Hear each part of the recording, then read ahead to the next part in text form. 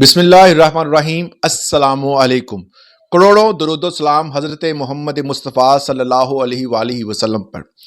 आज हमने बात करनी है कि जो स्कैम है, प्रॉपर्टी का स्कैम जो है वो किस तरह करती हैं ये जो डीलर हजरात हैं, या ये बड़ी बड़ी जो कॉलोनियां बनी हुई हैं और जो बड़े बिजनेस के बड़े बड़े पिलर्स हैं, ये कॉलोनियां अपने नाम पर बनाते हैं। और ये स्कैम किस तरह होता है, उससे पहले एक वीडियो देखें। इंतहाई अफसुर्दा हुआ मैं इस वीडियो को देखकर। ये पहली वीडियो थी, इतना मासूम बंदा, उसकी शक्ल से ही वाज़ेह हो रहा है और इंतहाई अफसुर्दा है वो। और बंदे की वीडियो देखकर आपको भी उस पर तरस आ जाएगा कि वो बंदा किस तरह जो है वो ख्वार हो रहा है। उसके साथ भी एक स्कैम हुआ है। पहले ये वीडियो देख ले, उसके बाद इसके हवाले से गुफ्तगू करते हैं कि इस स्कैम से बचा कैसे जाए। क़यामत की निशानियों में से एक निशानी ये भी है, सच्चे लोग जलील हो रहे होंगे और झूठे लोगों की इज्जत होगी। आज मैं तकरीबन 2 साल से यहाँ पे जलील हूँ। पिंडी कचहरी में मेरे 489F का पर्चा है जिस बंदे ने पैसे खाए हैं, और मेरे पास 1 करोड़ रुपए की गुलबर्ग ग्रीन इस्लामाबाद की सोसाइटी की प्लाजे की फाइल है। सोसाइटी 1 रुपए का भी तावन नहीं कर रही। पता नहीं कैसे मुल्क में हम यहाँ पे इंसाफ नाम की कोई चीज़ नहीं है। अदलो इंसाफ तो है ही नहीं है। ये वीडियो आपने देख ली, ये पाकिस्तान की बात है। अब पाकिस्तान में बहुत सारे दोस्त हजरात और कुछ ओवरसीज, ज़्यादातर स्कैम ओवरसीज के साथ होता है। और ज़्यादातर पाकिस्तानी भी कुछ जो बंदे जो बिजनेसमैन हैं वो ज़्यादा ट्रस्ट कर लेते हैं, और ट्रस्ट लेवल की वजह से ही अब वो जिस बंदे के साथ उन्होंने ये मामला तय किए थे, उस बंदे ने गारंटी के तौर पर चेक दिया था। अब चेक के साथ उस बंदे ने जब फ्रॉड कर लिया तो वो चेक लेके, चेक जो है उन्होंने कैश करवाया, उस पर स्लिप लगवाई और 489F ताज़ीरात पाकिस्तान के मुताबिक उन्होंने उस बंदे के ऊपर जो है वो पर्चा दर्ज करवाया और अदालत में केस कर दिया। अब वो बंदा जो है वो सरेआम फिर रहा है और किसी किस्म का कोई भी उसके खिलाफ कार्रवाई नहीं हो रही। अब ये सारी चीजें दिखाने का मकसद इसलिए आपको ये है कि जब आप कोई भी प्रॉपर्टी ले तो आप कौन सी एहतियातें करें, किस किस चीज को आपको जांचना चाहिए, फिर इन्वेस्टमेंट करनी चाहिए।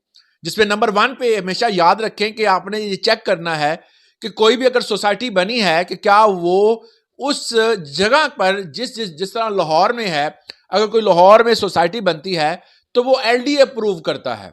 क्या वहां का जो अदारा है अप्रूवल देने वाला, क्या वो सोसाइटी वहां से अप्रूव है या नहीं है। अगर वो अप्रूव नहीं है तो आप कभी भी उस जगह से प्लॉट खरीदें ना। अक्सर को आज स्कैम करने वाले क्या करते हैं कि जब प्रॉपर्टी के तमाम तर रास्ते अभी कच्चे होते हैं, वहां पर ऑफिस बना देते हैं। अब ऑफिस किन के होते हैं? जो डीलर हजरात के होते हैं। कंटेनर रख के वहां पर ऑफिस का नाम, डीलरशिप, ये फलां फलां जो है वो नाम लिख दिया जाता है, और सेमिनार रख लेते हैं, कोई प्रोग्राम रख लेते हैं, कोई फाउंटेन्स का शो रख देते हैं, या कोई छोटा मोटा मेला करवा देते हैं। अवाम आती है, अवाम देखती है कि जी बहुत बड़ी कॉलोनी है, डेवलपमेंट शुरू है, कुछ नौसरबाज वहां से कुछ लोगों को फंसा लेते हैं। अब वहां से ट्रस्ट लेवल वो किस तरह बनाते हैं, जी इतना ज्यादा जो है वो इन्वेस्टमेंट हो चुकी है, इतने प्लॉट कट दिए हमने और इतना कुछ हो गया है, ये प्रॉपर्टी का आप फाइल खरीद लें। आप फाइल खरीदेंगे, आपको ये अप्रूवल होने के बाद बस अप्रूवल के लिए ये जा रहे हैं। जैसे ही LDA ने अप्रूव करनी है ये जो सोसाइटी है, उसके बाद आपको देखना कि आपके वारे न्यारे हो जाएंगे, डबल कीमत पे ये बिकेगी।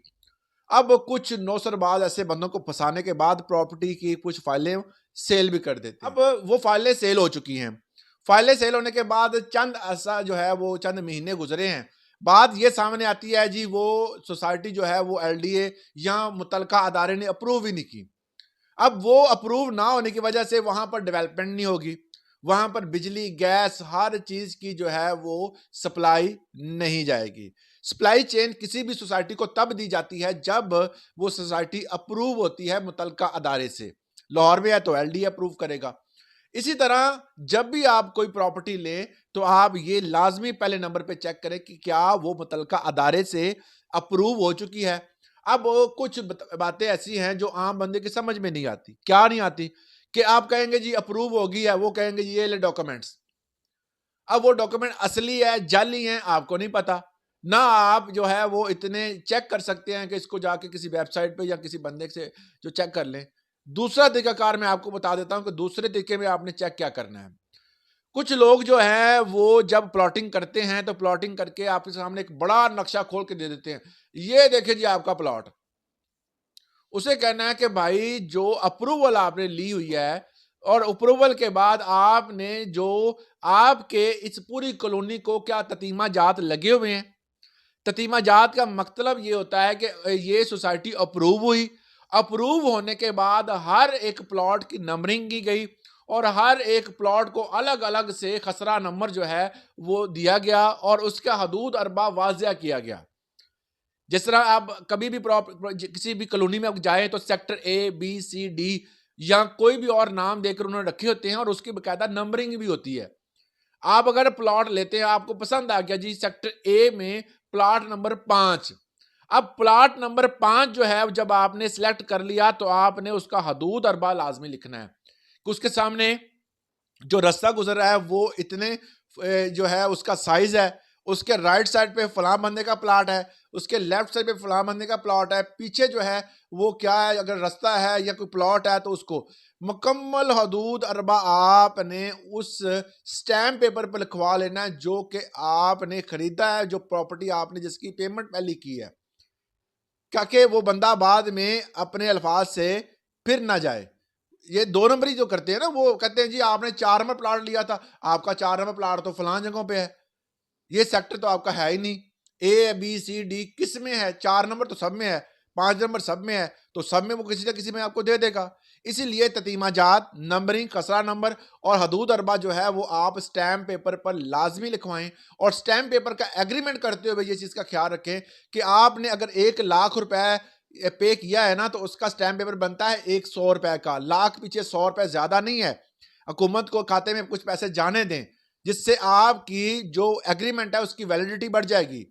जब आप उस वैलिडिटी के मुताबिक जो है वो अक्सर का 12 करोड़ रुपए दे देते हैं, स्टाम्प लगाते हैं 1200 वाला।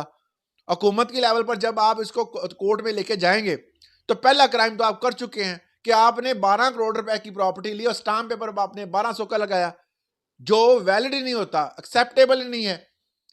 आपने जो उसकी बकायदा तौर पर जो हुकूमत ने डिसाइड किया हुआ है, आप उसके मुताबिक उसकी जो है वो ड्यूटी पे करें, स्टैम्प ड्यूटी, और उसके बाद आप उस पर लिखवाएं। और जब आप एग्रीमेंट कर रहे हैं, अक्सर औकात जो डीलर हजरात होते हैं और जो डेवलपर हजरात होते हैं इनका गठजोड़ होता है हमेशा। क्यों होता है? क्योंकि ये दोनों मिल मिला के काम कर रहे होते हैं। मालिक जो है, फर्ज कर लें कि एक प्लॉट है खाली, बड़े आपको सादा अल्फाज में मैं ये समझा रहा हूं ताकि हर बंदे को समझ आ जाए स्कैम होता कैसे है। एक सादा प्लॉट है, मतलब एक बंदे की जरी जमीन है, वो कहते हैं जी डेवलपर आता है जी मैं इस जमीन को खरीद लाऊं, खरीद कर मैं पहले इस पर डेवलपमेंट करूंगा। आपने बस मेरे साथ एक एग्रीमेंट करना है, जैसे जैसे ये प्लॉट सेल होंगे मैं आपको पैसे देता जाऊंगा और इसमें एक बड़े जबरदस्त जगह पर मैं आपको एक बड़ा जबरदस्त अच्छा प्लॉट जो है वो भी आपको साथ गिफ्ट कर दूंगा। बंदा मान जाता है, उसकी जगह पर जो है वो सारा कुछ होना शुरू हो जाता है। आहिस्ता आहिस्ता फाइलें बिकना शुरू होती हैं, उसको थोड़े पैसे दिए जाते हैं, बाद में अगर उसे पैसे नहीं दिए जाते वो बंदा जो होता है कि इन बंदों को निकालो, ये तो मेरी प्रॉपर्टी है, फड्डा पड़ गया। जब भी आपने एग्रीमेंट करना है, आपने कहना है मैंने डेवलपर के साथ एग्रीमेंट नहीं करना। असल मालिक कौन है इस प्रॉपर्टी का? असल मालिक के साथ डायरेक्टली उसको इन्वॉल्व होके उसे कहना है जी आप इस पर नाम लिखें, उस बंदे का सिग्नेचर मैं खुद करवा लूंगा जाके। आपने असल मालिक के साथ जो है वो कोशिश ये करनी है कि उसी के साथ जो है एग्रीमेंट करें, क्योंकि कल को अगर मसला बनता है तो आप तो कहें ना कि मैंने डायरेक्ट डेवलपर से नहीं एग्रीमेंट किया था, मैंने मालिक के साथ एग्रीमेंट किया था। लिहाजा अगर अदालत में आप जाते हैं तो आपको रिलीफ मिले। दूसरे नंबर पर जो है, अगर आपने जब भी प्रॉपर्टी ली, जब आपने पेमेंट पूरी कर दी, आपने डेट टाइम हर चीज जो है वो स्टैम्प पेपर पर वाज़िया लिखनी है कि फलां टाइम पर मैंने पेमेंट देनी है, फलां फलां टाइम पर मैं इतनी इतनी पेमेंट दूंगा और आखिर में ये पेमेंट अदा करने के बाद इस टाइम पर मैं इसका मालिक तस्वर किया जाऊंगा और ये मजाज होंगे रजिस्ट्री करने के या मुकम्मल फाइल ट्रांसफर करने में। मतलब कि आमतौर पर आपको पता ही है कि जितने भी ये जो होते हैं कॉलोनियाँ होती हैं इसमें ज़्यादातर फाइलें सिस्टम चलता है, तो वो सारा सिस्टम जो है वो उसमें होना चाहिए।